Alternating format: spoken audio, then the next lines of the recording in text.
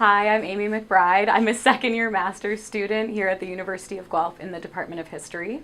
I also did my undergrad here in history at the University of Guelph with a minor in English. I chose Guelph because my mom came here for her undergraduate degree and I liked the campus atmosphere and that it was close to home. I chose history because I've always been interested in Canadian history, which I started exploring more fully in grade 11 and 12. And by my undergrad, I'd kind of discovered 60s history and women's history and decided I'd like to keep going on that track. I think what pulled me into the 60s history was really seeing that Canada had its own blossoming nation and that young people were actively taking part in defining what Canadian meant to them or being Canadian meant to them. And I was more interested in what women were doing at this time because the women's movement was really gearing up in the 60s in America, and you hadn't seen much of the studies being done here in Canada.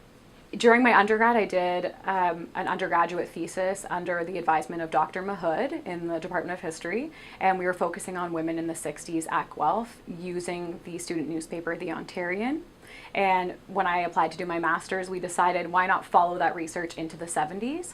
And so I've stayed focused on women at Guelph, and my thesis gives a micro history of women at Guelph during the liberation movement in the 1970s. The most exciting thing is that women at this campus were so active and wanted to be a part of the liberation movement, whether it was making our campus more accessible and friendly and safe for women as academics, and also joining in the wider movement. So what's so great about being at Guelph is that you can find the support you need in faculty and staff and courses that are relevant to what you're interested in.